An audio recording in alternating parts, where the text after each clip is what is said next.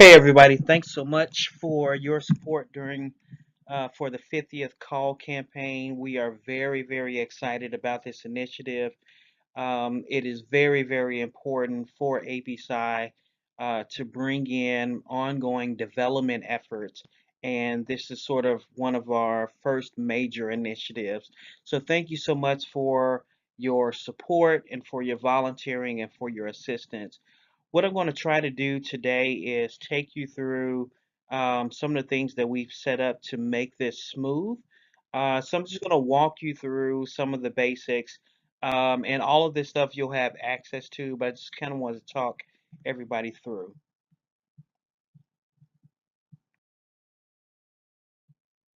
So just an overview of what we have here. The anniversary, we have two basic goals. Of course, the first one is to raise funds for the organization.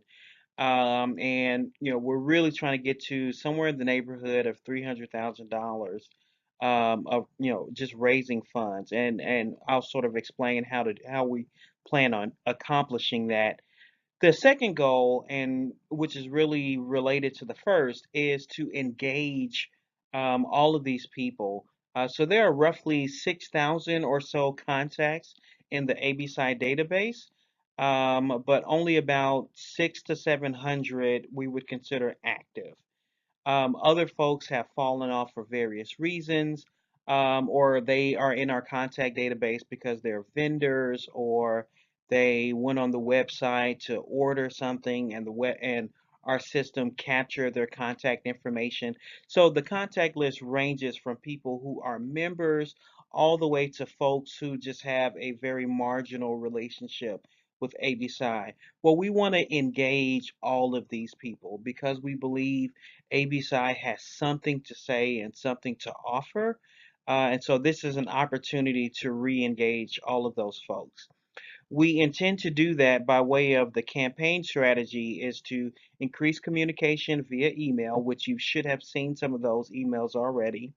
The next is the telephone campaign, which I'm going to talk to specifically today, and also through a very increased social media presence. So here's some of the basic instructions moving as we move into this. I'm going to send, you will have access to a folder um, that only your email address that we send to will be able to access all the documents in that folder. So you'll receive an email link to folder with all of the documents, including this training video and the PowerPoint slides from this video. But in there, you'll see 45 documents, and they're all spreadsheets spreadsheets by state. So if you live in California, I've already taken all of the people who are in California and placed them in one spreadsheet for you to just sort of focus on that. And that'll sort of give you an opportunity to sort of partition those people out based on who you have working in that region or in that particular state. It also it gives you an opportunity to know who is in your space and who is in your environment. So as you build things at the local level, you have a ready-made contact list of people who are in that area who have already expressed interest in ABSI in some reason, some way or another. What you have in front of you is two things, two links, and they're really the same link. I just put them in there differently. But here's the link to access all the files and documents. I won't go through that now. You'll see that when you get it. But if you pull up this slide deck, then you can always refer back to that link if you ever get lost on how to find things. So here's what that folder looks like, and I've have some examples here just to kind of show you and give you a visual of what it's going to look like. And you'll see it's already listed by state. That part has been broken out. You'll see that there's only 45 files in there. What I did was I included DC because there's a very large number of people in the database from the DC area or who have listed DC as their address. And I did not include states like Nebraska or a few other states that had like less than 5 people in that roster. So we'll figure out another strategy for those people. But for right now, we're working with 45 lists of people by state. In the folder, you'll see in each contact spreadsheet, you'll see that there are the columns are already titled and the instructions are already there as well. You see things like their name, their membership ID based on the our membership database. You'll see the column that says product name, and that just refers to whether or not they're a student or professional or a first year grad student or what have you. It just explains a product name. It simply tells you what type of member they are. Then the next column is member status, and that just tells you whether or not they're paid or inactive, or if they've dropped for some reason. You may see something like defunct, which really just means that it's an old contact.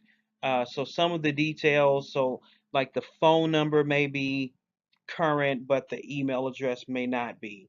If you joined when you worked for one organization, but you've now moved on to another organization, or you joined as a student and used your .edu email address as opposed to a .com kind of email address, what have you, your account may be listed as defunct for that purpose. So if you see those in there, go ahead and make the contact. Just have some awareness of where that person is and whether what how they're currently classified at this moment. And then the other stuff is self-explanatory in terms of phone number, email address, city, state, zip code, so on and so forth. So just a few notes, general notes to be mindful of. For each state or regional call team, we recommend that you separate your list. So if you're in, to use California as an example again, you can imagine there's a lot of people in that list. So you may have 2 people working on the state of California. But in other areas like Montana, as an example, there may only be a handful of people, or in other parts of the country, there may only be a handful of people. So as best as you can, try to assign a person to a list, and that gives us some fidelity for how much progress a person has made on their call list. The second thing I'll note is that the spreadsheets will allow multiple people to operate in there at the same time. So again, using a big database like Pennsylvania, where you've got Pittsburgh, you've got Philadelphia, you get major centers, city centers in that state. So you may have 2 people working on that list, and 2 people can operate in the list at the same time. So just be mindful of that because it's web based. So that you start to get, so that tells you to give out assignments beforehand so that you don't have a duplication of work and effort. As you make your phone calls, try to document the progress using the options in each spreadsheet, and you'll see that on the next slide. But just want to call your attention to that. And lastly, we've provided a script for you to use as you make the calls. And you can just read from the script. You can read it word for word if you want, or you can make it very conversational. Most folks are either therapists or have therapy training. So, working from a script but making it natural is probably pretty familiar to you. So we've provided the script just to kind of give you a guide.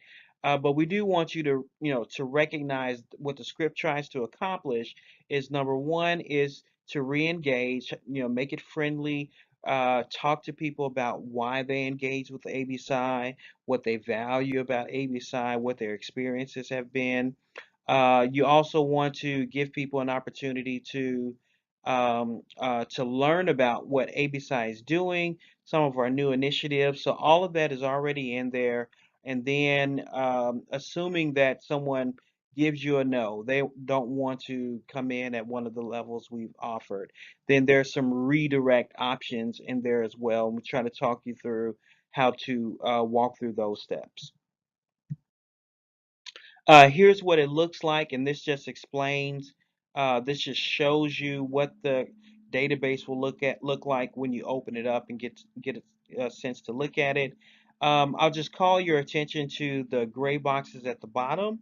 There are drop downs in each of those columns. The first one is contact date. You'll actually enter a date there, and the field will give you sort of a nasty gram message if you don't enter an actual date there.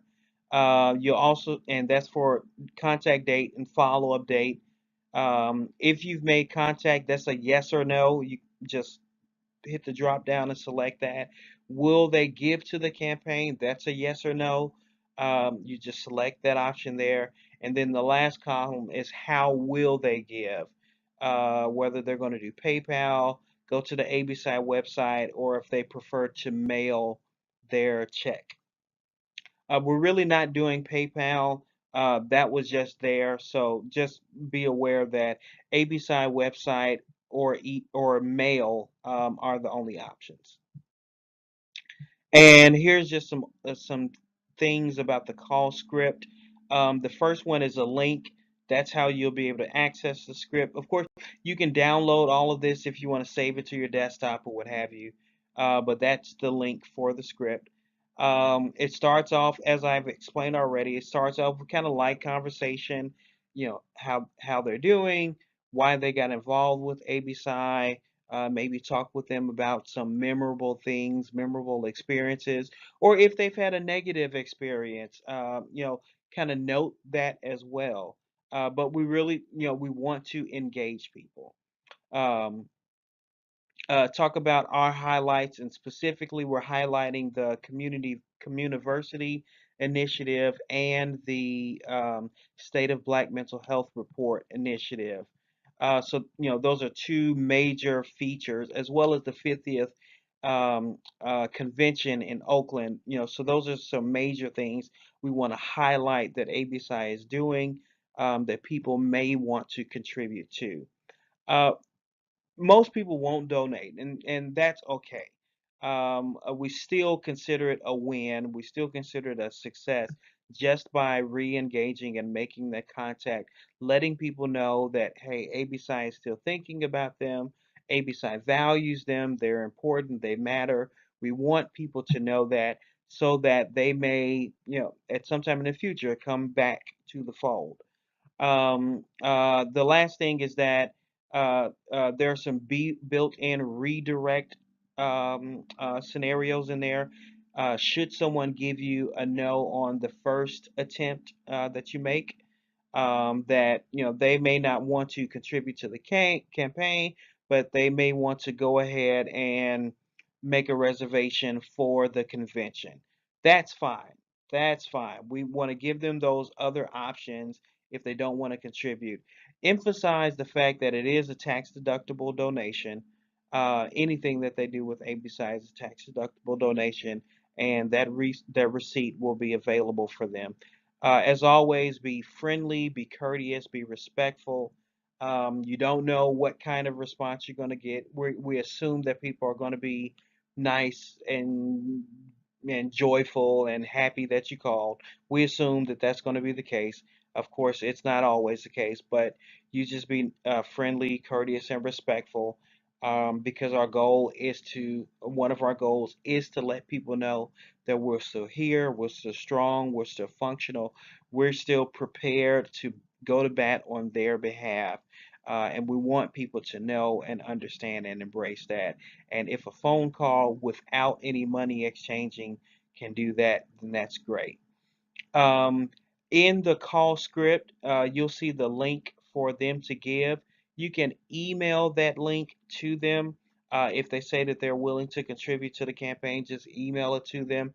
And if they prefer text message, you can cut that link and then cut and paste that link and text it out to them. However it is that they want to do it is fine.